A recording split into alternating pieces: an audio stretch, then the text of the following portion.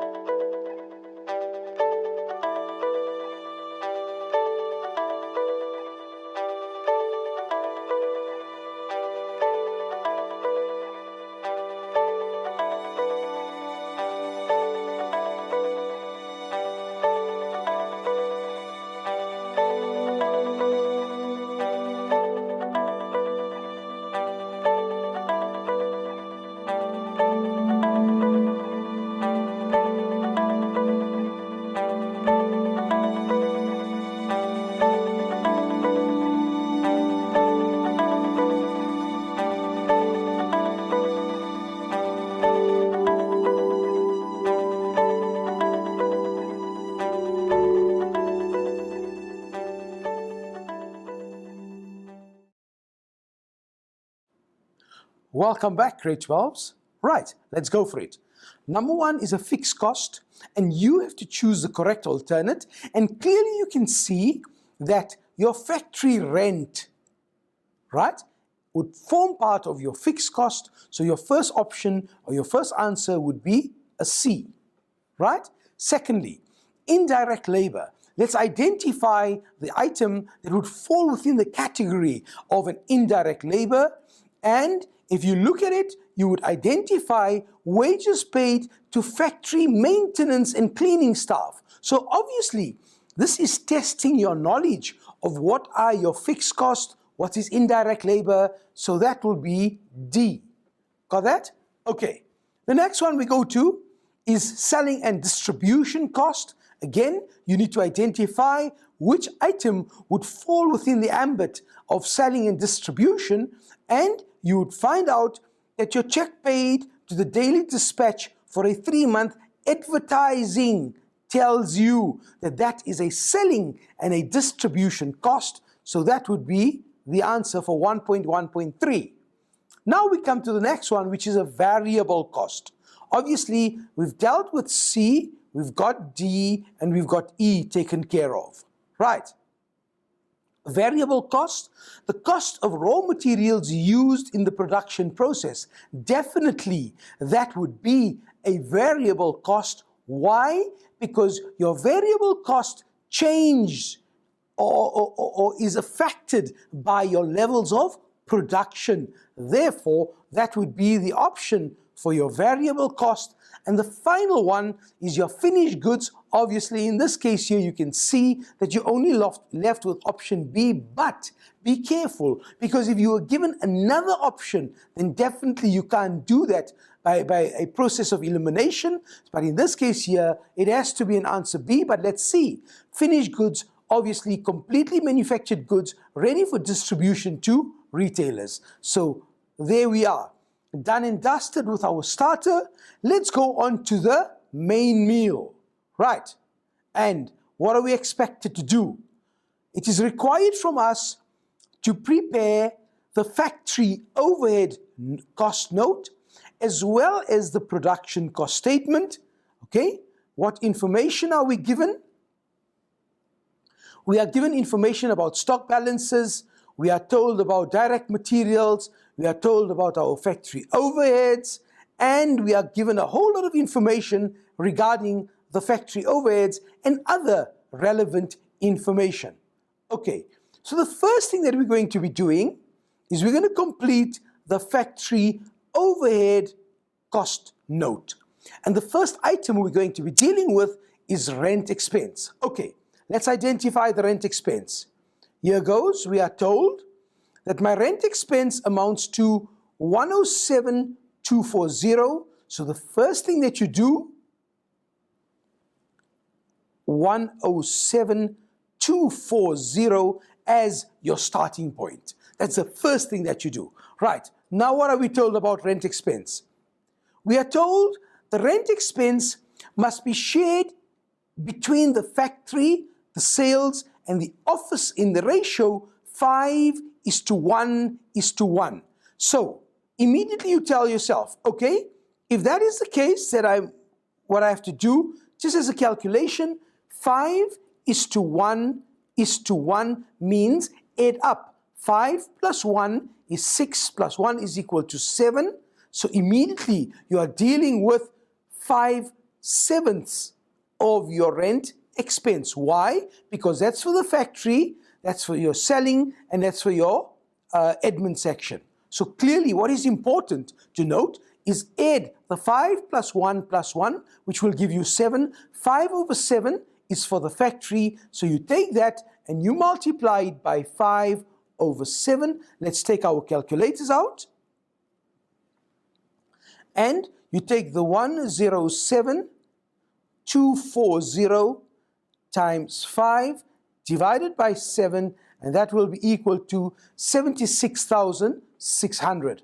Okay, so that gives me my 76,600. This is using a ratio to determine your rent expense amount. Got it? Understood? Perfect. Next one. Water and electricity, right? Let's identify the amount first from my given information. Water and electricity, 118,520. So immediately I tell myself 118,520 as my starting point. Now, what do I do with water and electricity? I'm told here that, remember, this one is dealt with. 75% of the water and electricity relates to the factory. So they're telling you that of the total expense of water and electricity, 75% relates to the factory. So immediately I tell myself, fine, go into my calculation, times 75%, okay? And my amount is 118,520 times 75%, and that equals to 88,890. 88,890. Always notice something, that the final answer has to be smaller than the initial one. Why? You're only taking 75% of it. That's also an indication that you're moving in the right direction. The next one that we're dealing with is insurance. Okay? Let's go to insurance and identify our amount for insurance, which is 34,845. And we start off with a 34,845. What are we told about the insurance? We are told about the insurance that 2/3 of the insurance must be allocated to the factory. They're telling you what the ratio is. It's 2/3. So simple calculation, times 2/3, and immediately get to your calculator and you say, fine, 34,845, right, times 2 divided by 3 is equal to 23,230. 23,230, and there we've got our insurance figure. Right, Sundry expenses. Same story. Let's get to the information. That one is dealt with. Sundry expenses must be split as follows. Office 10%, sales 25%, factory the dreaded question mark.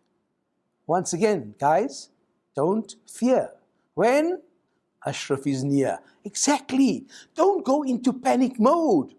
Look at the question and tell yourself, if this expense has to be split in this, these are percentages that are given to me. So therefore, if there is 25, there is 10, surely this has to be a part of that calculation. Don't you think so? Okay, I'm not going to give you the answer. What I am going to do is I'm going to take my sundry expenses of 22,600. I'm going to use it here as 22,600. Okay? What I'm also going to do for you here is I'm going to put in those ratios of percentages, which was 10%, 25%, right? And the factory was an unknown. Okay, so now you've got the information in front of you. Go for it. Find me the figure that will appear as the final answer for sundry expenses. You have exactly 1 minute. Go for it.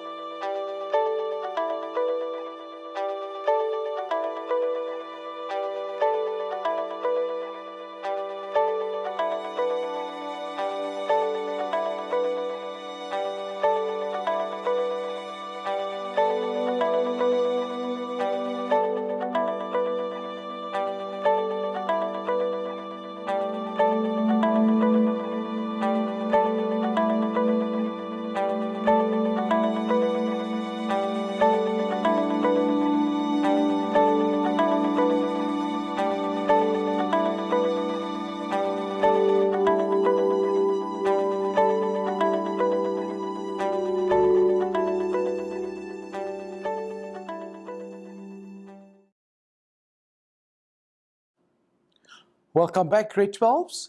First part of your problem, rather your challenge, should I say, is find the missing component. Obviously, the total percentage would be 100.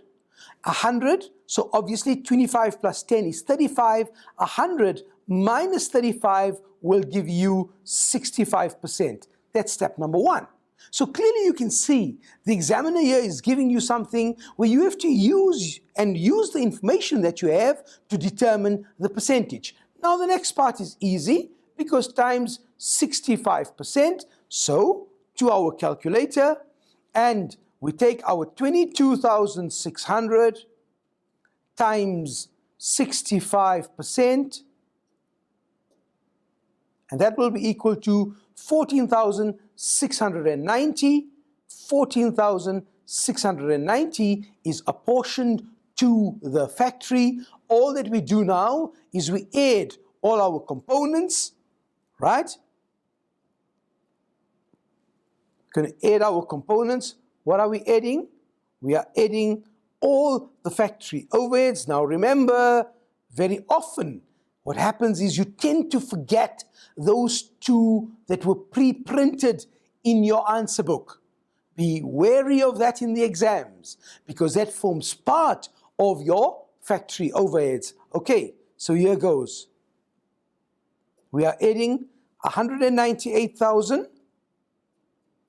plus 86,560, 86,560 plus 76,600 plus 88,890, 88,890 plus 23,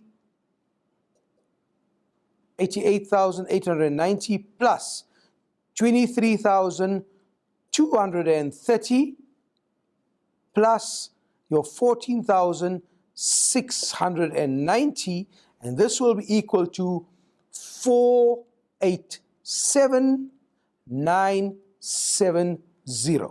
Okay, we got it. Now, what have we done? We've completed the note for the factory overheads. Once again, I may sound like a nag, but remember, when you are adding, obviously, these two were pre-printed, pre-populated on your answer book. So when you are adding, ensure that you add all the items in order to arrive at your answer of 487,970. And yes, grade 12s, make sure, another examination hint is make sure that you have your calculator that you use throughout the year, so you know exactly the operations on your calculator, where to find what, because obviously your time component is a factor in your accounting paper, and it's not a factor that can be discounted. So make sure that you're working with a calculator that you know, and sometimes maybe good practice, take a spare calculator if needs be, so that you know if anything happens, you know how to operate it. Okay guys, that's it for this section, but don't stray or go away, because when you come back, we're going on to the production cost statement. We'll take a quick break and see you in a jiffy. Welcome back, grade 12s. Yes, we're looking at the production cost statement, and what are we expected to complete? We are expected to complete the entire production cost statement. So here's the production cost statement, and the first thing that you need to know is your two items would be direct materials and direct labor. Those two components would make up your prime cost of production. Watch what I'm doing. I'm doing the format of my production cost statement, because I know once I have that in place, there's definitely no chance of me making an error whatsoever. So then I would bring in my factory overheads, right? Okay, so in other words, I'm referring to the format of your production cost statement. Then you would bring in your work in process at the beginning of the year, right? And then you would bring in your work in process at the end of the year, okay? And that would then give you your total cost of production of finished goods. Okay, what have I done? All that I've done is I've completed the format of my production cost statement. Okay, let's go into the detail now with the direct material. Remember, open up your bracket. Let's see what information do we have. Okay, again, the love arrow. That's right. Draw that arrow so you know exactly that's my beginning of the year and that's my end of the year. So in this way, you'll never ever make an error with putting in or inserting the wrong figures and thereby costing yourselves plenty of marks and untold miseries when things don't work out. Okay, just another examination tip for you. So I'm starting off my raw materials at the beginning of the year with 42,400. Okay, so immediately I tell myself, right, 42,400 as my starting. Add. Did I purchase raw materials for the year? Let's see. Direct raw materials purchased during the financial year was 745,500. Okay, so plus 745,500. I've got my raw materials that I have purchased during the year. What other information do I have with regards to raw materials? I'm told that there was carriage on raw materials that amounted to 38,500. Now, obviously, if that information is given to you, then there's something that you need to do with it, right?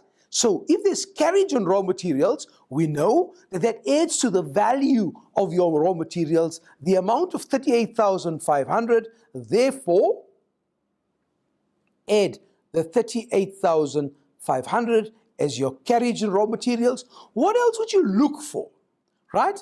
Again, don't look too deep into the question. If there's no further information, then so be it. As you can see there, there's no further information on raw materials right to the end of the question, so there's nothing to worry about. Because remember here, let's just do this here, you've dealt with that already, so there's no information there that you're going to be needing, right?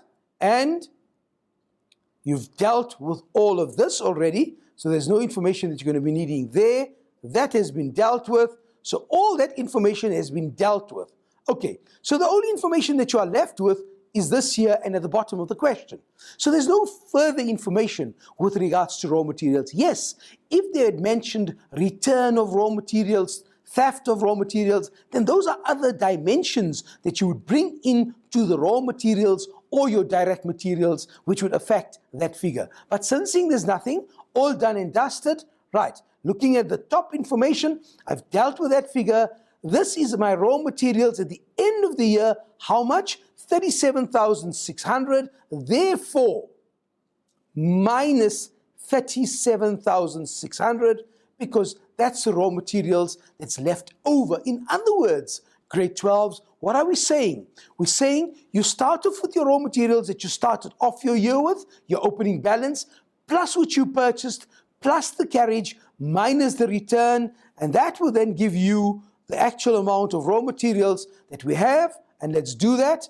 So we've got 42,400 plus 745,500 plus 38,500 minus, check the operation, very important, 37,600 to give me a final figure of 788,800. Let's slot it in, 788,800. Done and dusted. Okay, now, what else do we know? We now need our direct labor. So let's go back to the question.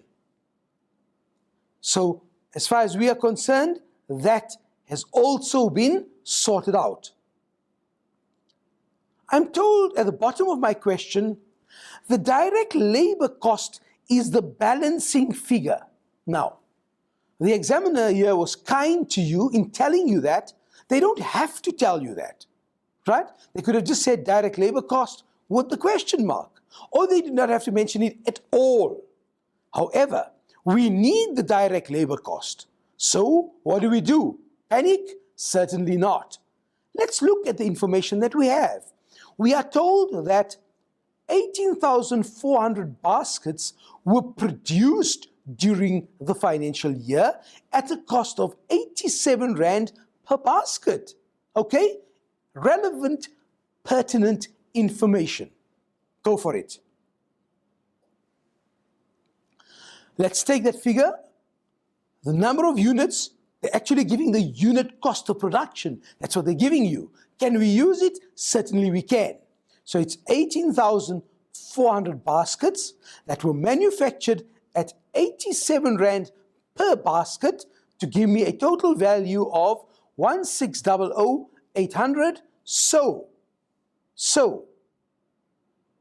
1600,800 is my total cost of production of finished goods. Why? Because if you are given the number of units that have been produced and you are given the unit cost per product, you can then calculate the total cost of production of finished goods, which in this case here, if we look back at our calculator, just to identify it for you, you can see there's it. It was the 18,400 units times the value, the cost per unit, to give you the 1600,800, and that gives you your total cost of production of finished goods. Right, let's move on. Again, now in this case here, the entire format of your production cost statement changes the focus. We cannot, because this is our missing figure that we are working towards, the balancing figure, we have to, in this case here, go bottom up. That's right. And again, just as a reminder, where do we use bottom up. In which stock valuation method? Let's see if you remember. I'm bringing in something totally, yet you think not relevant, but yes, it's relevant to our stock question. Which stock question? When we're dealing with FIFO. When we are working through the table, it is bottom up, eh? Not bottoms up, grade 12s, bottom up. Start at the bottom of your table, work yourself up. But the same applies to this question here. Because we're working towards a direct labor figure, which is my balancing figure, we work bottom up, right? Now, we need our work in process at the end of the year. Do we have it? Certainly we do. So, let's find it. There's my work in process when? Beginning of the year, 27,600, and end of the year, 36,800. Which one do we require? Let's check here. We want the work in process at the end of the year. In fact, we can slot them both in, but we want the end of the year first. So end of the year work in process would be work in process end of the year 36,800. Therefore, 36,800. And remember, you subtract your work in process at the end of the year. Right. You are now going to calculate this figure here for me. Go for it. You have 1 minute, which starts now.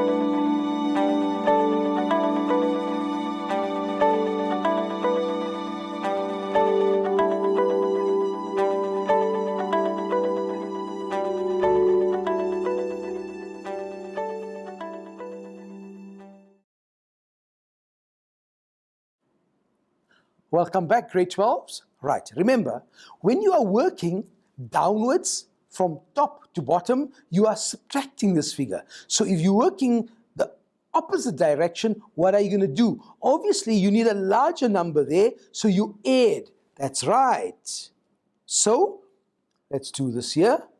We've got the 16,800 plus the 36,800, okay? Will give me a figure of 1,637,600. Okay, so clearly you can see that if you take the 1,637,600 minus 36,800, what are you left with?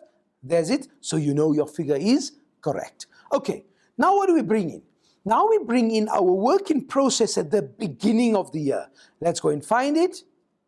The work in process at the beginning of the year would be work in process, beginning of the year, 27,600. Okay, so let's slot it in, 26,700. Now, what are you doing to that figure? You are adding that figure to your, so whatever figure you got there, you are adding the 26,700 to get here. So obviously your operation will now change. That's right. So we've got a figure of 1,637,600, right?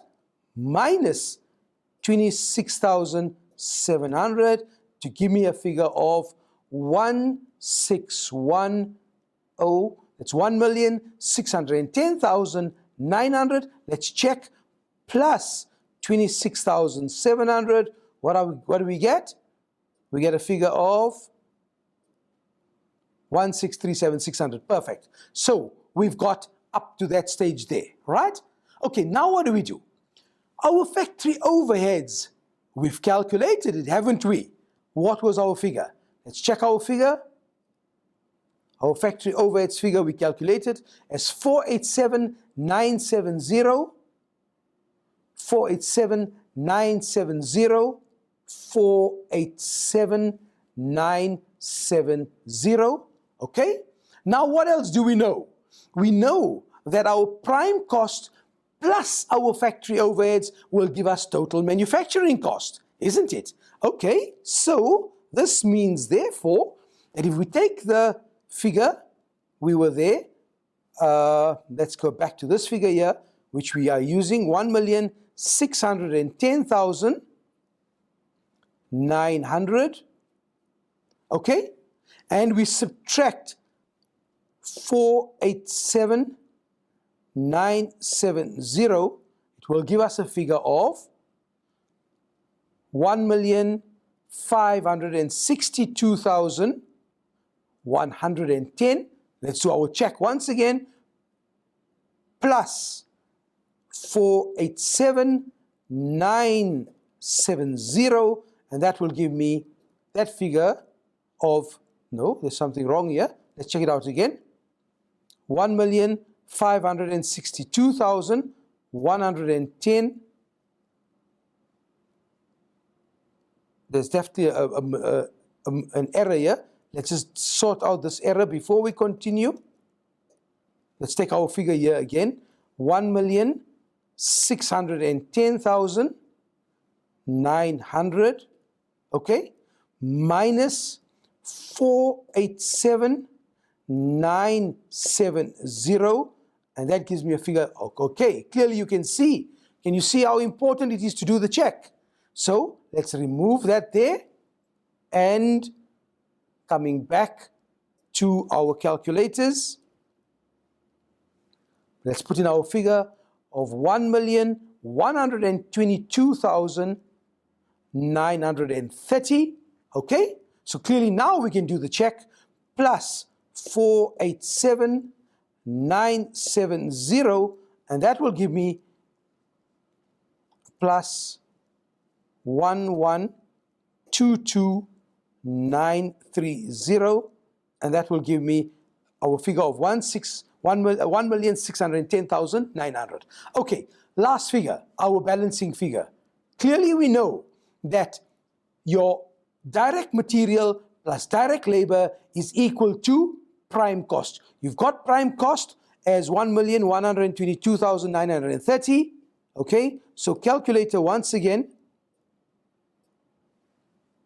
Let's put in our figure 1,122,930 minus 788,800, and voila, 334,130 is our balancing figure for direct labor. In other words, grade 12s, what is important for you to realize in this particular aspect is that you need to know your format, and you need to know what makes up direct material plus direct labor is equal to prime cost plus factory overheads will give you total manufacturing cost. Add your work in process beginning of the year, subtract your work in process at the end of the year, and that is your production cost statement. Okay. Last part of the question, but let's take a quick breather and see you just now. Welcome back, grade 12s. Right, the second part of the question, totally independent question, also dealing with manufacturing, but dealing specifically with the cost components in terms of cost calculations, etc. You are told that Kunal's Security Services makes security gates according to orders received. We have information. We are expected to calculate the break-even point. We are expected to compare and comment on the break-even point and the level of production achieved over the last 2 years. And we have to give reasons for an increase and also ways in which we can control the cost. Right, so the first one that we're going into is the break-even point. So here's my information that I have, right? And from here, we are expected to calculate the break break-even point. You have 1 minute to calculate the break-even point. Go for it.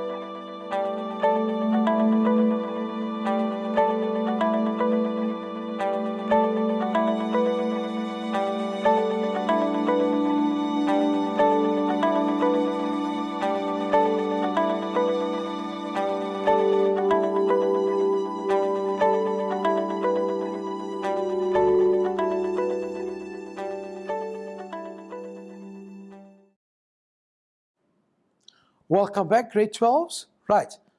Obviously, in order to calculate the break-even point, you need to know your financial indicator. So what is it? It's your fixed costs over your selling price per unit minus your variable cost per unit. Okay, right. Let's identify these figures. Okay, so the first one that I need are my fixed cost, and I know that from this year, actually, I think the examiners were very fair to you in that they told you there's a fixed cost and there's a fixed cost. They did not have to give you this component. Understand that, okay? You have to know of your costs, which are your fixed and which are your variables. Okay, so we got our fixed cost of 76,800. So that's the one we've identified. So you take your 76,800 plus your next one, which was your admin cost. So it's factory overheads and admin that are fixed, 60,000. So you've got your total fixed cost sorted out already. Now, what do you need? You now need to work out your selling price per unit. Let's see if it's given to us. In terms of the question, the selling price per unit was 860. And that's why I wrote it there for you, 860. So in my calculation, I've got 860 minus your variable cost per unit. Look at all your variable costs. Let's identify them and let's get the unit cost. So we've dealt with that one. So already you know it cannot be any of those. So it's your direct material, which is 180, okay? Which is 180 plus, next one, is your direct labor, which was 255, sorry. So we've got our 255. And the third one is your selling and distribution, which is 155. So you know you've dealt with that one as well, 155.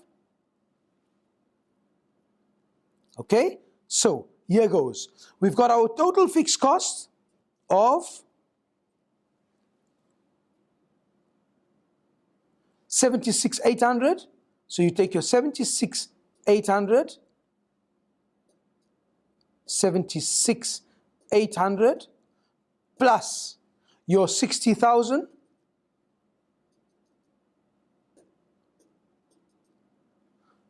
which will be equal to 136,800. Okay, let's write that down. 136,800. Okay, and then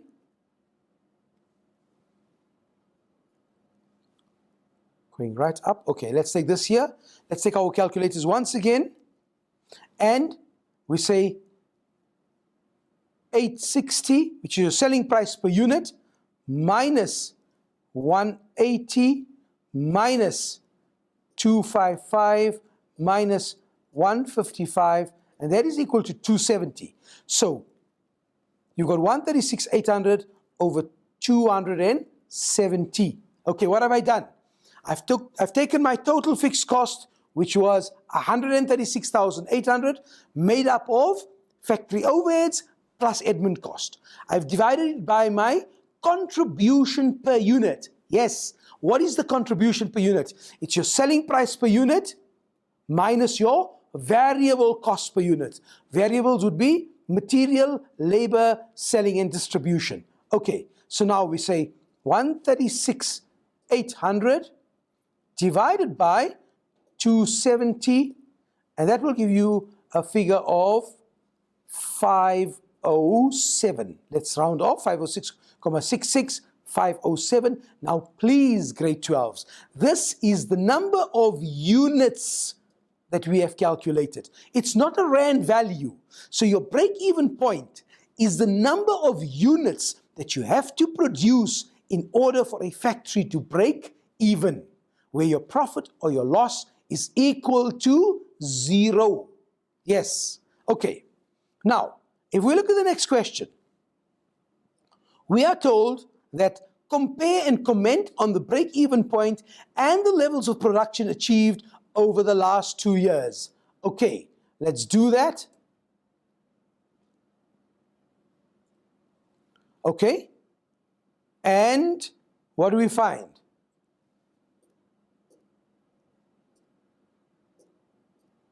We need to open our, there it goes. Right, number one, comparison of the break-even point, right?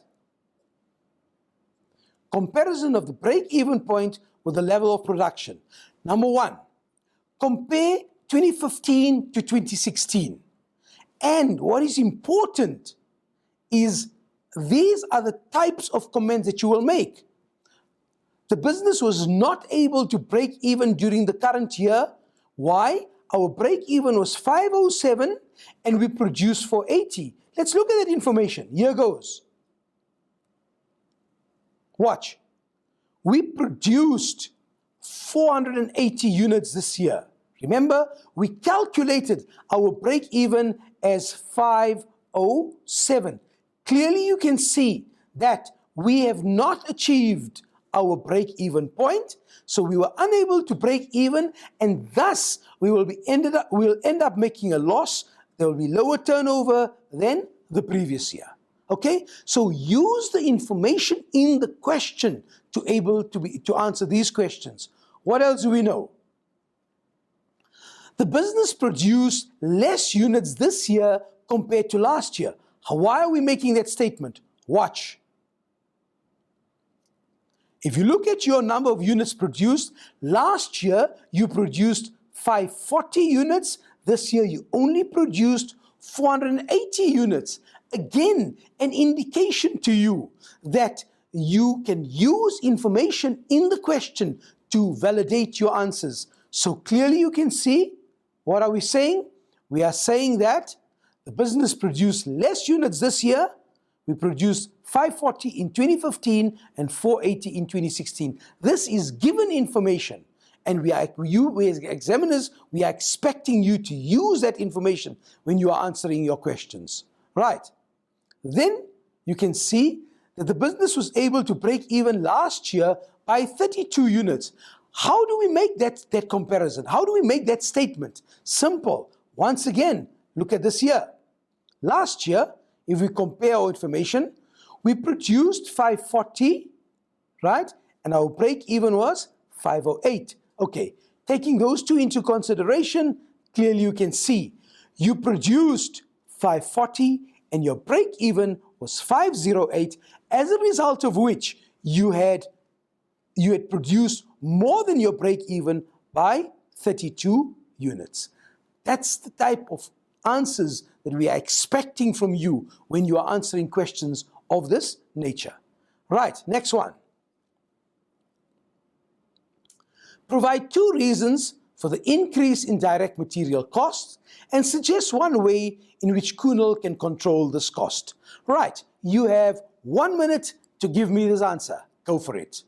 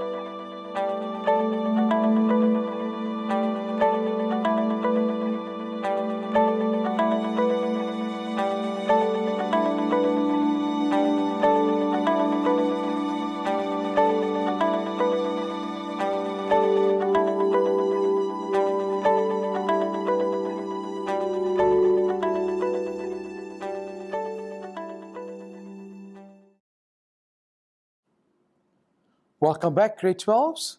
Let's see what responses do you have. Provide 2 reasons for an increase in the direct material cost. What are my 2 responses? It could be as a result of cost due to inflation, right? That means there could have been an increase in transport cost or a scarcity of your raw materials, a host of reasons, right? Or there could be wastage due to poor workmanship. That's also a possibility, where if your costs remain the same, yet there was an increase in your direct material cost, it means that the costs remain the same, but as a result of wastage of poor workmanship, raw materials were wasted, which resulted in an increase in the cost. Or there may have been theft of material due to poor internal controls. Remember, what is internal control? The idea of internal control is to safeguard the assets of a business. So here you can see that due to poor internal controls, there was theft of materials, etc. Okay, and the suggestion, what would we suggest? As our options, we can say, yes,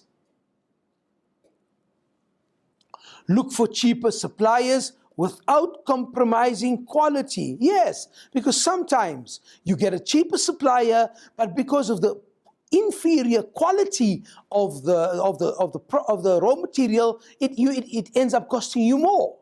That can also happen. Or negotiate transport and delivery cost discounts with your suppliers and tell them, look, because of what we are buying, maybe you guys should compromise on the cost factor with regards to the transport, or take advantage of bulk discounts. Look at places where if the raw material can be stored effectively within our enterprise without increasing the cost, the storage cost, then why not take advantage of bulk discounts? Train and supervise workers to minimize wastage. Definitely, training of workers is a key factor in keeping cost, direct material cost, at its lowest. If they are trained effectively and if they perform optimally, definitely you're going to reduce the cost of your raw materials. And then finally, the control of stock on a regular basis to identify shortages, regular stock takes, checking suppliers' deliveries against documentation, etc., etc., etc. Okay, grade 12s, that's the end of the flight. From myself, Ashraf Patel, and our crew, James and AB, we hope you enjoyed today's flight. We hope you've benefited from the flight. Please use what we have done today effectively so that, yes, you will be definitely and accounting shining star. Until the next time, be good. Cheerio.